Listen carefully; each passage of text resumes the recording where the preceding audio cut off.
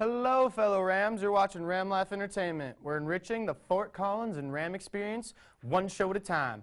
I'm your host, Gabe Pocrass. Tonight on the show, we have part 2 of entertainment reporter Kelsey Peterson's wine adventures, plus plenty of movie news.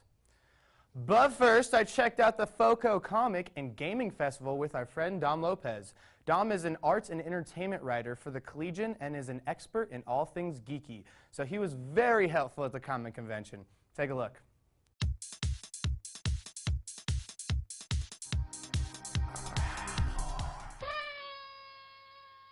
Hey guys, today we are here with Dom Lopez, our everything geeky expert. How's it going, man? Good, how are you doing? Good. Are you excited? I'm very excited. This is the second Comic-Con here in Fort Collins, and last year we had a really cool turnout, so I'm excited. I think things are only getting bigger and better. What would you say some of the highlights of the convention is today? So I think probably the biggest draw for me personally is the Faraway Creations. They've got the Star Wars exhibit, 501st Legion. We've got some really cool local artists and writing talent. All right, well then let's go check it out. All right, sounds good.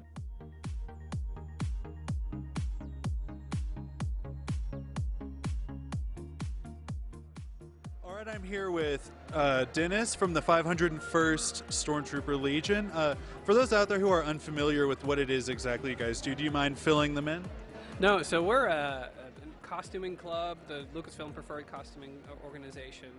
It's all volunteers. We all make our own costumes, and we basically use our costumes as our logo says. And it's like bad guys doing good, where we're using our costumes to raise money for charitable events. We, just awareness for events, attend cons, do parades and all that. So yeah, and you were just telling me the amount of donations raised, it's pretty staggering. Do you mind repeating that? No, so in 2013 we raised over $32 million worldwide in indirect donations and over $260,000 in direct donations. Well, I really appreciate what you do, and thank you so much for the time. All right, thank you. All right, I'm here with Ron Fortier, a veteran of the comic book industry. How long have you been writing exactly? Professionally, I've been writing 40 years now. Wow, dang, so you've got a lot of experience. So you're into more of the pulp writing now, correct? Correct. It's people who collect the old pulp magazines that were printed on the cheap paper in the 1930s, and it's a real rich part of American cultural history. So our gist was to get today's writers and artists to give us new short stories and novels based on these characters, with the caveat that you don't change them. You don't modernize them. You write them in their time period, in the 30s and 40s. That was always our goal. It was never to be rich doing this stuff, but it was always to keep pulp fandom alive, because it's so tied to comic fandom. Well, thank you so much for your time. We really appreciate it. Hey, my pleasure. It's always a ball talking about comics. All right, so Dom had to leave, so he gave me the mic and the reins to take over from here. Let's see how I do. All right, we are here with R2T2. R2T2. I'm sorry, I'm butchering your name. I apologize. How's the convention going for you so far?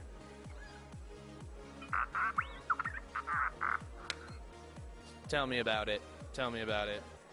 So this might be a little bit of a personal question, but how do you feel always being in R2D2's spotlight, in his shadow?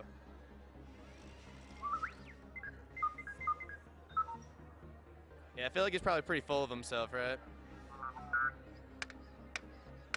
Yeah. All right, well, I appreciate the interview. Thanks for doing this.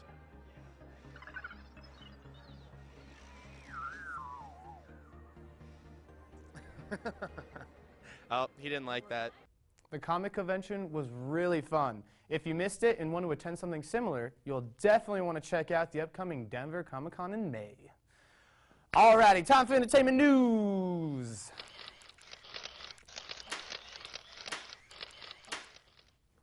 If you felt that Ben Affleck's Daredevil movie didn't do the comic series justice, there might still be hope.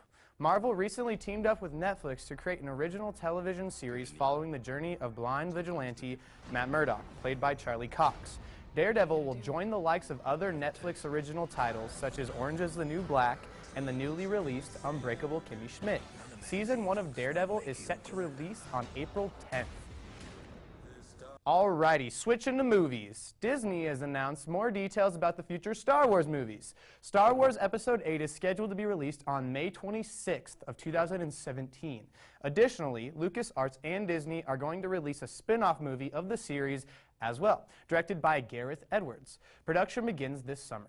The movie will be titled Rogue One and will be released on December 16th of 2016. All these movies are coming out after Star Wars Episode 7's release in December this year, and I am beyond excited for them. I think I'm going to dress up as a Jawa. Utini! That's my impression. Well, just have to wait and see if the movies hold up to the original trilogy, but I personally bet they won't. Also, Disney officially announced Frozen 2 Thursday morning. They just can't let it go. They just can't let it go. All right, in other movie news, Ben Stiller and Owen Wilson recently crashed a Paris fashion show to promote the upcoming sequel of Zoolander, where they are in character as Zoolander and Hansel. And it looks like they haven't aged a day. The film will be coming out in February of next year, and you guys should go see it because it looks like it will be ridiculously good looking. All right, that's enough of this week's entertainment news, but coming up after the break, part 2 of Kelsey's Corner's epic wine adventure. This week, we will see Raymond's expert wine pick, so stay tuned.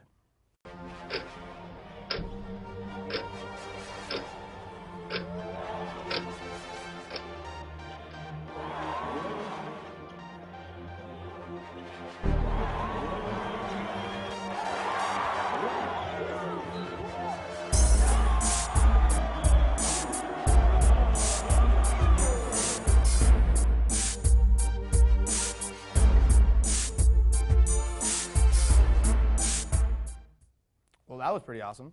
Welcome back to the show. Need tips on picking out the perfect wine for spring break? Kelsey's Corner will help you out. Take a look.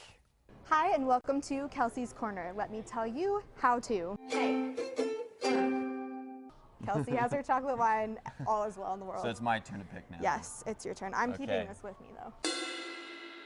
Normally, if I'm starting with red, I'm typically going to go French. France. Au français. Big pick of mine. It's a Côte d'Aron, so that's going to be a Syrah out of Côte d'Aron. So this is Syrah grape. It has bees on it. Yeah, it has bees on it. It looks beautiful too.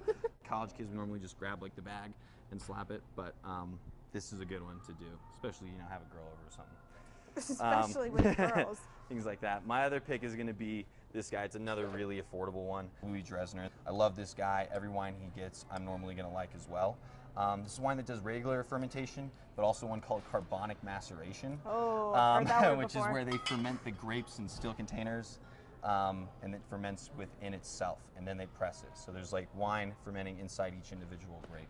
This is a Sauv Blanc. This is from New Zealand. My opinion about New Zealand white wines, especially the Sauv Blancs, which is the largest grown grape there, they all taste the same, and they are all great. But nobody really picks them up that often. This is like grapefruit and fresh green peppers, and that's a great affordable one that really steers people away, I think, from like the Barefoots and the Moscatos and things like that, to get something that has a little bit more complexion to it. More complexion. Yeah, Pinky's out. At least his picks are pretty. Yeah, mine they look okay. Late Harvest Sauv Blanc. I don't know, for special occasion, 16 bucks. I'm gonna do this as my pick because I would pay for that. Okay. And it goes back to my whole value thing. I think that wine should be assessed after you buy it, obviously, taste it. And if you taste it and you would pay more than what you paid for it, if you really find that it's a killer wine, very different, then I think you're getting a good value. Obviously, we have different wine tastes. A little bit. Which is fine. I'm the cheap girl, and he's the fancy know-it-all. I didn't go too expensive. They're all pretty affordable, I think, today. Tell me a little bit about kind of the process that like your family uses. The way that we make wine is very different. We don't add anything. We don't filter fine or acidify any of the wines. So we're literally crushing grapes, letting them fall, and that's it. Ferment off natural yeast. So our wines are very expressive. They're really in your face. There's nothing subtle about them. They're really kind of like popping all over. I mean, if we say this is like blueberries, it's really intense blueberry juice, spicy on the back end, things like that. So that's kind of like how I grew up tasting those kind of wines, and that's why I like these different wines, especially being in college, you have to kind of look for them. You got to really find these wines that are very expressive in where they come from, the different flavor components, but you know, do it on the cheaper side and be affordable. I think we have to go drink these now. I think we do. I think I need some. I'm a little parched actually right now. I think I need a taste. Ray drinks wine for water. That's so. about it. Yeah, I have a tap at home.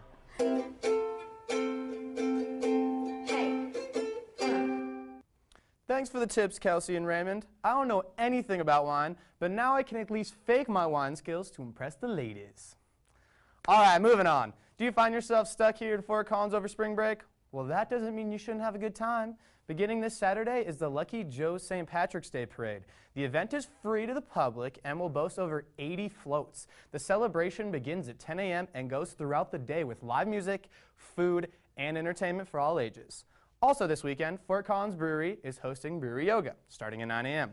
The company hosts a unique combination of power yoga and booze. There's a $15 payment that covers the price of the yoga class and your choice of one craft brew or Bloody Mary. And finally, the Laramie Humane Society is putting together a costume contest this Tuesday.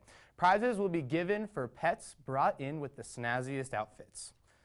Okay, Rams, we're going to take a quick break, but coming up, we'll show you which movies are coming out during spring break and a look at Lego's new set based on everyone's favorite animated family. Don't go away. Oh, hey there, Rams. Today is a great day to play in the LSC. So let's take a look at our ballrooms, theater, and art galleries. The LSC ballrooms, which are the busiest venue in northern Colorado, have been recently renovated. The Laurie Student Center Theater can be transformed to feature films, concerts, lectures, entertainment, and banquets.